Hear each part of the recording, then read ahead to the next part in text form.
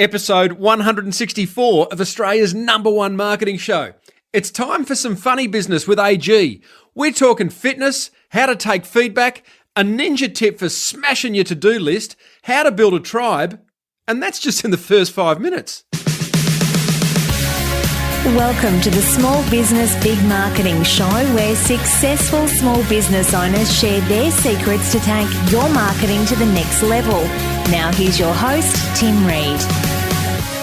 Welcome back, listeners, to another episode of Australia's #1 marketing show. I am your host, Timbo Reid, but you, so much more importantly, are a motivated small business owner ready to crank out some great marketing in order to build that baby of yours into the empire that it deserves to be. And we are brought to you by the very, very good folk at Net Registry, who are there to get your online marketing sorted. We are talking domain names, website hosting, website design, development, a bit of PPC, a bit of pay-per-click advertising, a bit of SEO, all that stuff that you don't want to do that you should be handing over to the experts. So head over to netregistry.com.au and they will get your online marketing sorted. Now, let me just take a breath because we've got a very big show today, a very big show. I am being joined, I don't even know, he'll correct me. That's just really bad grammar. But Griffo's joining us, AG, Andrew Griffiths, small business author extraordinaire of the world, at least in Australia, is what he tells me. And this is an episode of Funny Business. Let me tell you what we're going to cover before I go over and get stuck into Griffo.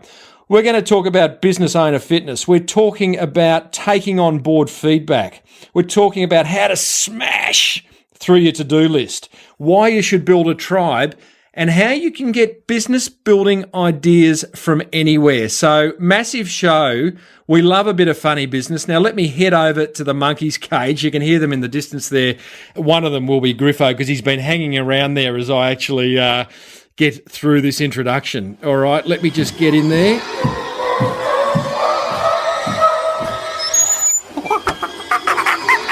Griffo, you are very attractive. How are you, my friend? Would you like a banana? Welcome to my cage. It's quite comfy and it's a very nice cage, I might add. Salubrious. I just think it sets an atmosphere for some funny business. And you are looking highly attractive too, by the way. Well, I've got a lot of body hair, and that intelligent look that only primates can have. But, thank you. It's very nice. It's been a while. It's been a long time, mate. It's actually months. It's embarrassing because we should do this more often. We have listeners knocking on the cage saying, give us a bit of funny business, but that's okay. Funny business for those who are going, what have I entered into? Why am I listening to this? Is a little break in the small business, big marketing transmission where Griffo and I get together and we just kind of talk about what's on our collective business mind, don't we, Griffo? And the things that are relevant, the things that people are asking us about. I think sometimes it's also the challenges that we're finding as we're doing what it is that we're doing. It's a great way to just, I think, talk about some of the things that are really important, but maybe put a bit of our unique, weird, strange kind of perspective on them. Well, speaking of weird and strange, you are looking a bit weird and strange because you've lost a lazy 10 kilograms. And I say that very lovingly, but well done. And as listeners know, I lost 30 about a year ago. And people kind of do look at you a bit differently. Are you finding that? And how have you done it? People come up and rub my belly. which is something, I think that they're hoping I'm going to grant them a wish of some sort. But I think it's a battle. I'm a writer. I spent half my life behind a desk, the other half on aeroplanes and in hotel rooms. Yeah. It's just that the whole thing of sitting behind desks and all the rest of it, it's difficult to be fit and to lose weight and all the rest of it. But I just, I think for me, just had to get into routines. Yep. Had to get into routines of eating better, getting away from the computer like you, standing up more. Just, you just got to treat it as a priority. Mate, it is a cliche, and people used to say, how did I do? It is about eating less and moving more. Like, that's obvious. And even this morning, I was lying in bed. I knew I created an episode before you and I came on air. I knew I had this episode to do. I've got a whole lot of other stuff to do today. I thought, I've just got to get to gym, even if I crank out 20 minutes. And I'm so glad I did, because my head is clearer. Having to deal with the intellectualness of someone like you, I feel as though I'm positioned to do that. You've got to bring your A game, fella. I've got to bring my A game. That's a good point, though. 20 minutes. It's the Kaizen principle, isn't it? I don't know. Who's Kaizen? Oh, it's a wonderful Japanese principle where it says that you break your things into the smallest of parts to get started. So, for example, if you're struggling to get started with a fitness regime, what you do is you stand up during one television commercial and then you can sit down. You do that for 1 month. Then the next month you stand up during 2 commercials. You can go faster if you want to. Yeah. I'd hope so. But it's the whole idea of little steps to achieve big goals. And it's like writing a book. You know, write a little bit, a few words, 200 words where you're 200 words closer. Yes. I guess it's a little thing. Cut down your size of your food from a big plate to a little plate. You don't keep up with it because you're hungry. So you've got to have, a little bit less here and there. So, okay, that's a good point. To wrap up the fitness thing, I just guess to any of our listeners who are kind of struggling through and feeling a bit lethargic, like it is, it's like do something. And easy to say, my X factor tip is to find someone to do it with, because that was the game changer for me. And thank you, Ben, who walked the journey with me 12 months ago. Well done, Griffo, on that. Now, listen, mate. On that point of Kaizen or whoever that person is, you have a little a bit of a ninja tip on smashing your to-do list. Oh, mate, look, I don't know about you, but my to-do list is enormous. I know yours would be too. All of us, we have way too many things on our to-do list. And over the past couple of months, I've noticed a trend in books around the world. There's a lot of books coming out focusing on one thing. This is a very spiritual session of funny business that I'm delivering today from my end, mate. From the Buddha up in Cairns. Focus on one. Focus on that one element at a time. So what I found was I have my to-do list, and sometimes it goes over 2 A4 pages. It's just ridiculous and all the rest of it. And then the day comes in, and of course you get distracted, and then at the end of the day, you go back and you haven't done anything on your to-do list because there's this massive stuff. Something I started doing a couple of months ago now was I got my little Post-it notes, and I had my list of what are the 10 things that I need to get done today. And I literally wrote them down, one on each Post-it note. Then I put them in an order of priority. What's the first thing that I need to get done? Second thing, so I had to spend 10 minutes in the morning, prioritize them. Then I put them as a lump onto my computer screen with a number one priority out the front. And that's what I have to focus on. I finish that, pull that Post-it note off, throw it in the bin. Pull the next one off when I finish it. Now, just by focusing on that one thing in front of me and having that kind of peel off kind of scenario of the to-do list, it's extraordinary. I just find that my focus is better. I get off the phone and I'm straight back to that one thing. What's the next thing? As opposed to, you get off the phone or you're answering an email or something, you spend that few minutes of trying to, what the heck am I supposed to be doing here? And that regrouping side of things. It's a very simple idea. It works extraordinarily well. Griffo, there would be there'd be a nice feeling in peeling that Post-it note off the top and kind of, do you scrunch it? Scrunch it and throw it across the room, and I have a pile and clean them up at the end of the day. It's wonderful, very therapeutic. And I've actually bought large Post-it notes now to make it even feel, to feel more substantial. I love you're such an old school bloke. You've got previously your to-do list on 2 A4 bits of paper. Old school. Have you thought of going fool's cap maybe with some reinforced kind of holes down the left-hand side? That newfangled reinforced holes down the side stuff. Yeah. Jeez. I'll introduce you to Google Docs or Evernote one day, but hey, let's not rush these things. Let's not rush these things. Well, that's a good one, mate. I like that. That's smashing your to-do list. Now, let's up it a gear and talk tribes, right? Let's talk about what is a tribe and why you should build one, because I know for both our businesses, the notion of building a tribe has been incredibly valuable, almost invaluable, because it goes beyond this notion of having a customer, having a target audience, it's bigger than that. So let me define tribes. And really, I'd just say it's a group of people that share a similar interest. That's all. That's what we're trying to build. You look at people like, Apple, Apple have got an amazing tribe. Harley Davidson got an amazing tribe. I've even got a lady coming on the show.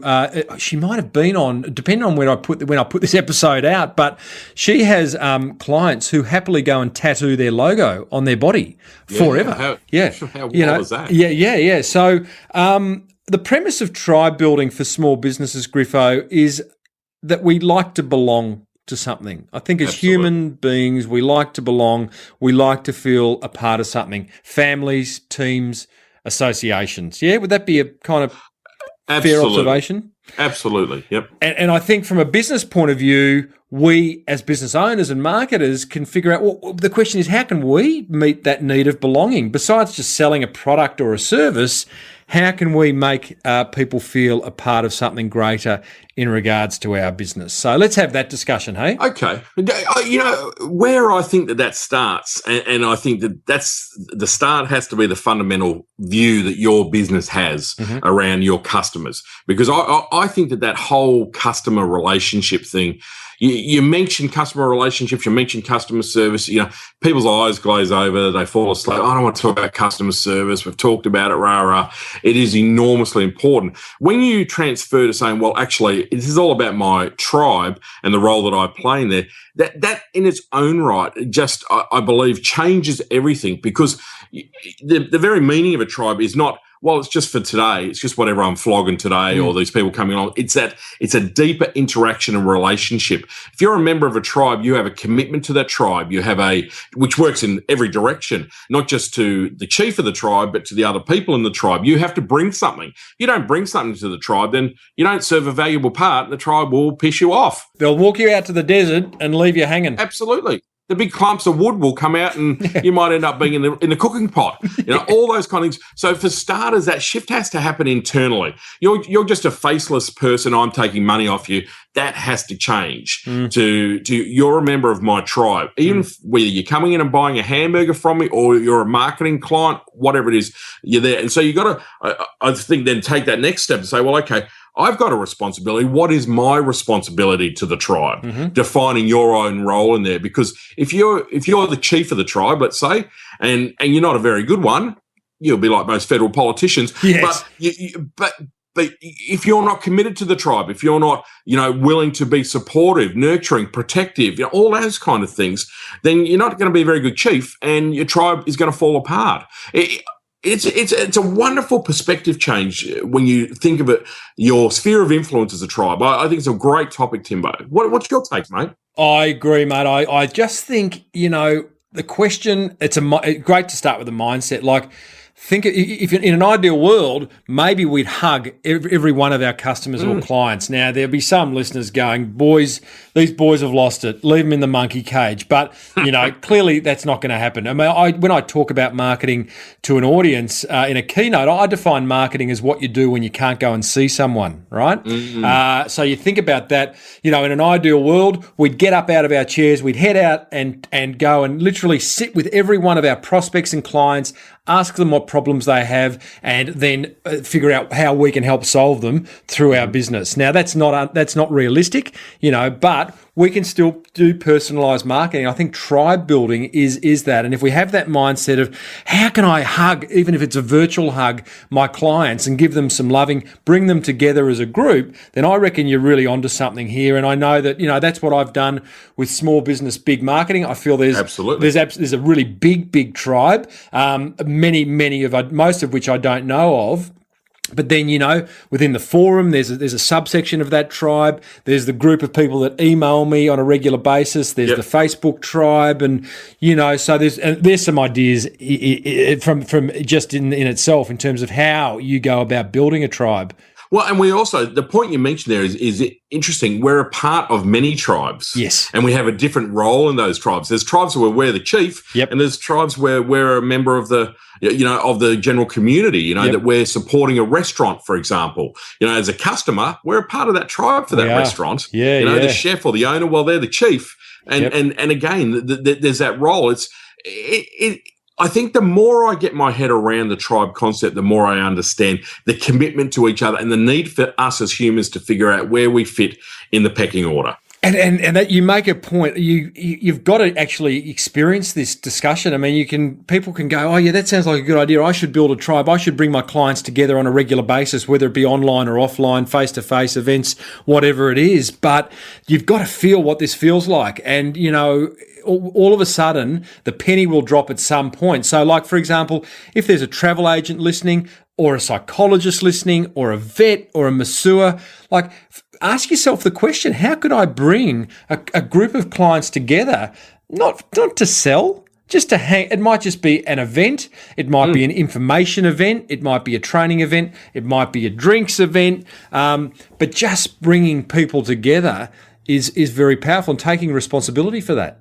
Absolutely. But also another point, though, if you think about it, you're a part of a tribe for a reason. There's a reason that you remember that tribe. Like, you might have been born into it, so you inherited it, or geographically you're a part of a tribe. And I'm thinking really at the tribal, group of people around a fire kind of, booga booga, whatever it might have been kind of concept, the cannibal kind of concept. But you're there for a reason, protection and all the rest of it. Yeah. So if you apply that then as a business owner, you've got your tribe who are your customers and your suppliers and everyone who kind of fits into that framework. If there isn't a reason for them to be there, if you don't give them a compelling reason, if there isn't a better relationship or a benefit or whatever it is, they'll just wander off and join another tribe. And that's translate that back. That's when people lose customers, because they're just not made to feel special, or they don't feel that they're getting what they think they should be getting because they're treated poorly. They don't know what their role is. All of those kind of things. That's why it's such a wonderful metaphor. It's why Seth Godin, wrote the book about tribes, from that point of view. But I think that another point for me, Timbo, is that you, as a business owner, the place to start is you've got to be committed to your tribe. Because the jungle drums are going to talk, to carry the tortured metaphor on. If you're not committed to your tribe, people know it. So I know when I get a letter or an email from someone who's read one of my books, so each of my books has a tribe. Yes. People that have bought them, love them, and they're, part of. For me, that's a very important thing that I respond to that. And I answer that question, email, whatever it might be, simply because if I don't, I'm letting them down. Yep. So again, there's a very complex thing there. The only way I will sum it up is get the fact that your customers and everyone else involved around your business, your staff, everyone, you're a part of a tribe. You are the chief of that tribe. If you're driving it down, and you have responsibility, and you got to do whatever you can to make that tribe functional. And let's just wrap up a couple of things. The big picture here is that you do it and it will be your point of difference, and you will build a brand. I've always defined brand as being an emotional attachment. You bring people together, you be responsible for that interaction. Other things will come. You will be amazed at what happens as a result. It's like when I started the Small Business Big Marketing Forum, it was me going in there and answering questions of other listeners of the show. Right. Now it's like, and it was always intended that those members are also going in there posing questions, but also asking questions and supporting each other in the spirit of creating great marketing. So that's just an example of a tribe. The other things I do too, like have a meetup. Go to meetup.com and schedule a meetup around a topic that your business or your industry or yourself is an expert in. LinkedIn and Facebook groups are great. I do like the idea of actually owning the tribe kind of interface, and you don't own LinkedIn or Facebook, but still a great way of kind of bringing people together. Information nights. Here's one, trips away. So we've got this local cafe down on the Mornington Peninsula. He makes coffees and toasted sangers and has a great time. He's an Italian fellow, but once a year he takes a group of 30 people, 30 of his best clients away. Well, he doesn't choose them, they choose him because there's a cost involved, but he takes them away to Sicily on a cooking tour, right? So there's a little micro tribe, even for just a little cafe. Wonderful. Griffo, you could do webinars, you could do Google Hangouts, Q&A webinars or whatever, just by adding value, bringing people together, facilitating the discussion. So, and isn't that an interesting thing too? If you've got a business and it's struggling and there's issues around not enough business, not enough customers, not enough repeat business, the way to look at that, apart from all those wonderful things you just said there, was the fact that your tribe is not healthy. There is a problem in your tribe. And most of the time it comes back to communication. There's that breakdown happening. So you've got to be monitoring the health of your tribe. That's part of the responsibility that goes with it. And it might be communication. It might be all the things that we're talking about there. But as soon as the tribe lacks a purpose, it'll fall apart. Yeah. So you got to be giving them that purpose all the time. Whatever that big central kind of theme is, that's what's going to hold them together. Whether it be a love of Italian food, the camaraderie of the cafe set, helping people to grow their businesses, Timbo. Yep. Whatever that sent for me, it's about writing books. A healthy tribe will let you know they're healthy by the feedback you get, by the business that they give you, by the repeat business, by the word of mouth. There's all those little checklists. If you're not getting all of those, then your tribe is as a sickness. Griffo. Yes, mate. Before we head on to the next topic, which is be careful of where you get feedback from or whether you take it on board, I have a question about your weight loss. I just need to go back to that weight loss thing. Sure. Now you've lost 10 kg. Yes. The clothes, you've got a T-shirt on there that is it's a bit too big now. Yeah, it's looking more like a Doona cover. That one you'll be putting up on the wall, reminding yourself of the old Griffo. At what point are you going to go and buy the new wardrobe? Because it's a question that I struggled with. Well, I've gone through stages. I lost 50 kilos at one stage. I went from 150 to 100. So that was a lovely feeling to go and buy a pile of clothes. But I buy them on an ongoing basis because there's nothing better than buying that. For me, I buy a new suit, and I don't mind it if it gets too big for me, because that's a nice feeling in its own right. So yep, okay. So do you have wardrobes of like the 80 kilogram Griffo, the 102 kilogram Griffo, the dare I say 55 kilogram Griffo? You just couldn't do that. No, I don't. For me, once I outgrow it, it goes to Vinnie's. It goes to the Salvation Army. Yeah, because right. I figure someone else is fatter than me probably deserves it, at that stage of the game. So I'm very good at clearing out the clothes and passing them on. Yeah, I used to keep old suits and stuff like that, but I just think it's a good flow of energy. Keep things moving, get rid of them, make room for the new stuff, the new thin wardrobe, and that keeps you there. It's too easy to start wearing the fat pants again, so you've got to get rid of them. I love it. Oh, I love looking at the fat pants too. I threw a lot of stuff out, but I kept one pair of fat pants, and interesting reminder. Yeah. Interesting reminder. I've still got a way to go, mate. I've still got a way to go. Now, Griffo, you talk to me here about being careful of one person's surveys and not turning your business upside down because of what one person says. And I touched on this in a podcast recently where a listener sent me a question about how to start a new business idea that they had, but there was a number of people saying to them, don't do that. You've already got a great business and you'd be crazy and we don't want you to change. And, it's a really, really interesting question that, whose feedback do you listen to? And in fact, do you take it on board? Well, and I think most people in business, we're quite open-minded and we want feedback from people and we want to do it better. Do you think so? You think differently? It is horses for courses, but I've got this bloke that I buy coffee off, and I don't know whether he listens to my show or not, but if he does, I've never said this to him, but I give him I just drop a few marketing tips and tricks to him when he's grinding my coffee, right? Yeah. He does not listen. He shakes his head. He goes, yeah, that's a good one. Not implemented one. Yeah, but does he ask for it or do you offer it? No, he doesn't. And that's the difference. Yeah. That's the difference. In my view, anyway, that's the difference. Yeah. Because I'm the same. I give advice all day long to people, and I realised a while back that best to wait for someone to ask before we actually give it to. Because when you're an entrepreneur and you're an ideas person, you see ideas everywhere. Every shop you go into, every business you deal with, and of course you can't help but say, hey, have you thought about putting up an open sign out the front of your shop, or something like that. But it's like there is that fact where I think people don't, actually aren't looking for the advice for whatever reason, whatever broken pathology. Yeah. Who wouldn't want advice about how to do their business better?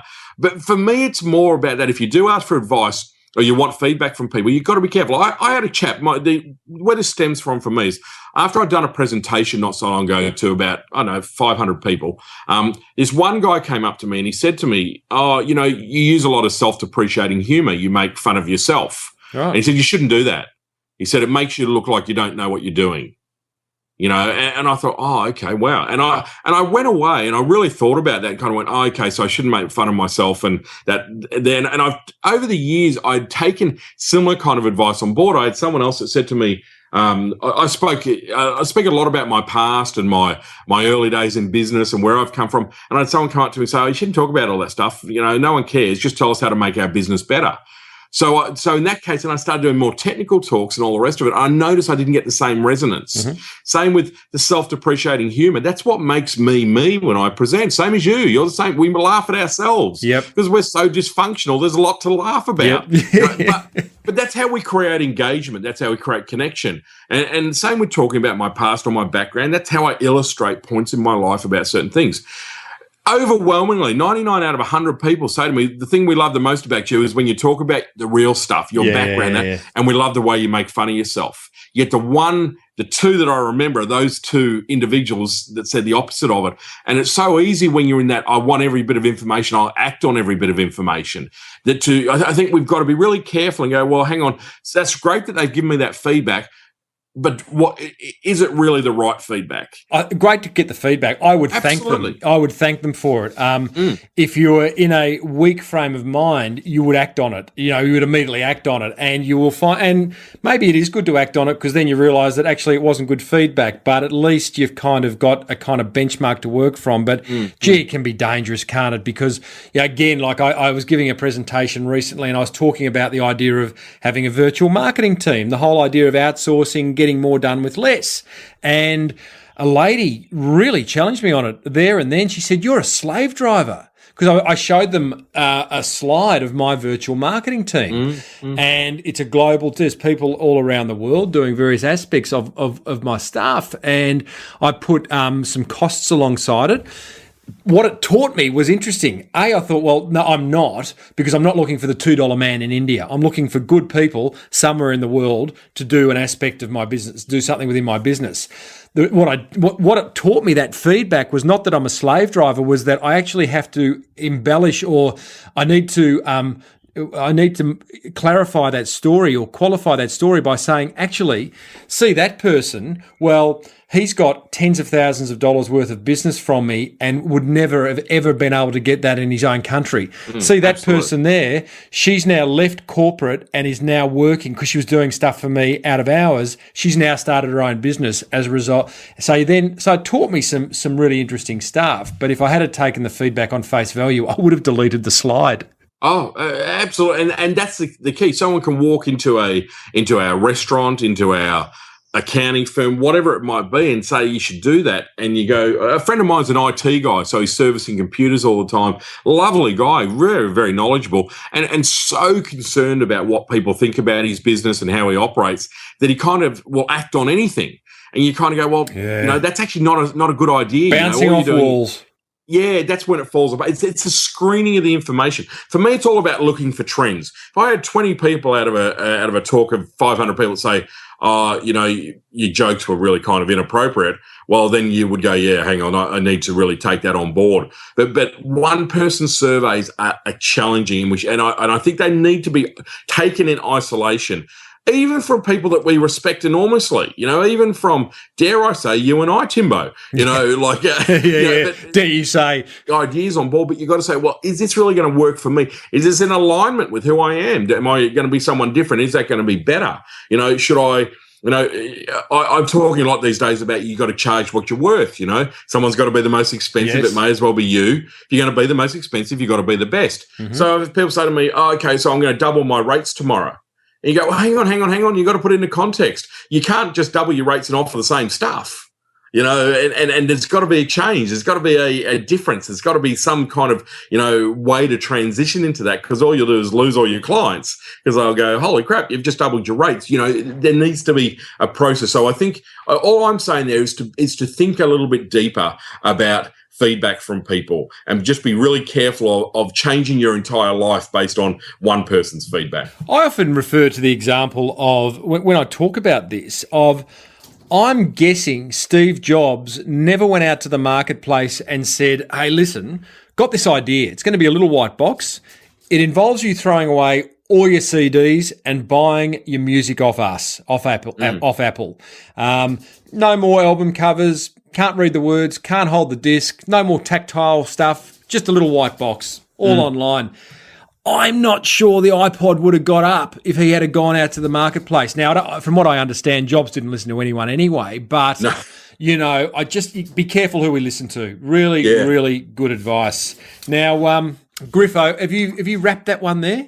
I have. I mean, I could talk about it I could talk about anything forever. But yeah, I think the smart folks are the ones that are asking lots of people that. So someone comes to you with an idea, just as you and I do about topics, Timbo. Yeah. You know, I've had an idea. What do you think? I'll have that conversation with a few people, you know, just as you will. What do you think? What are your thoughts on that? So you stress test an idea before you actually go, well, I'm going to paint my accounting firm camouflage green. I saw a guy who did this once. What he did was he had an appliance business, and someone came to him and said, "Oh, you should paint your business name upside down on the front of your shop because that'll stand out from everyone else's and that'll be really different and get people talking about it." So he spent 10 grand, re-signed the front of the shop, and business dived, you know, because no one could find the business. Yeah. It didn't stand out at all. It was just dumb. Well, great idea if in that part of the town these business was that people were walking along on doing handstands. And there were a few of those people, but none of them could afford appliances. Yeah. Because they were lunatics. Yeah. Hello to all you lunatics.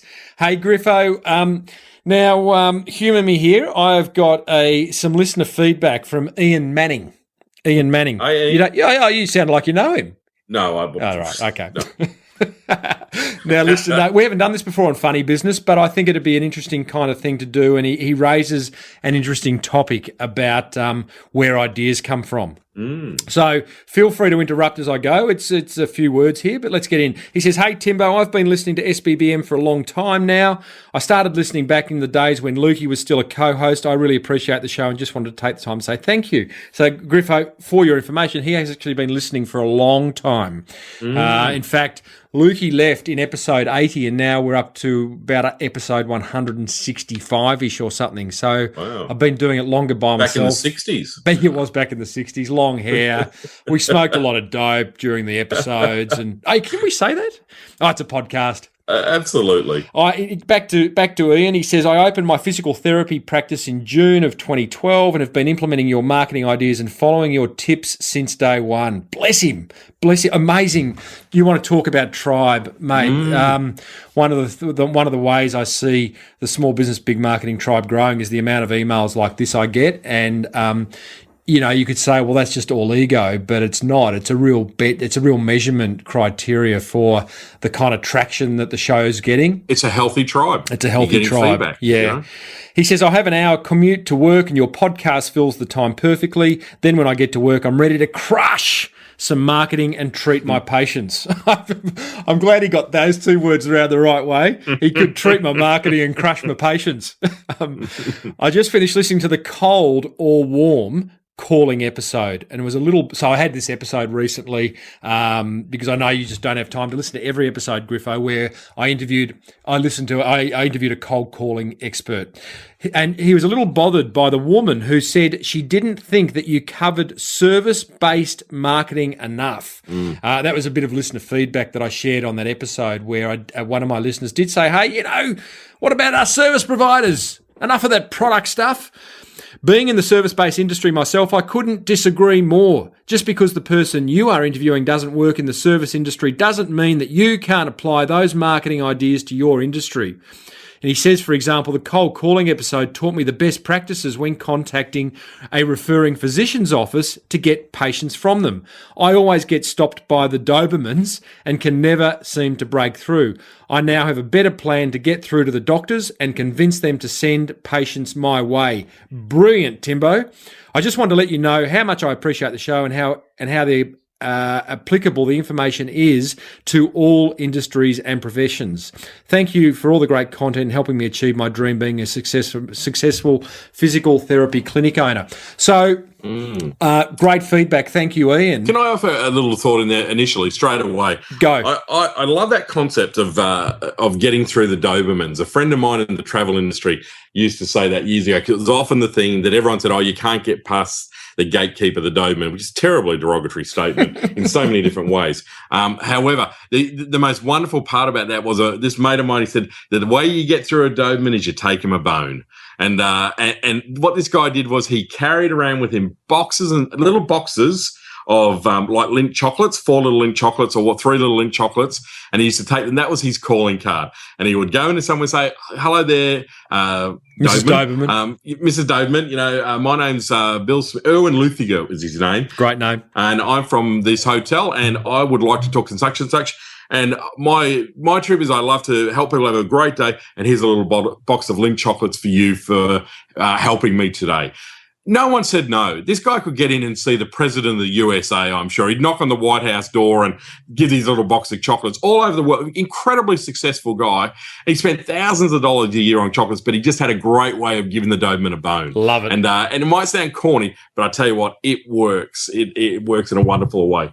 Well, hello to all you Dobermans, and may your chocolate store increase over time. But Griffo, what about this idea of ideas coming from anywhere? And I think it is valid because it was interesting getting that feedback, getting the initial feedback from the listener who said, you've got to interview more services-based businesses. I actually think I typed back to her saying, absolutely, you're right. I'm onto it. I'll search the world for amazing service marketers, which I am doing. And in fact, the episode a couple of episodes ago was the idea for that came from needing to speak to service-based professionals, where I spoke to Carmen from Urban Martial Arts in Brooklyn.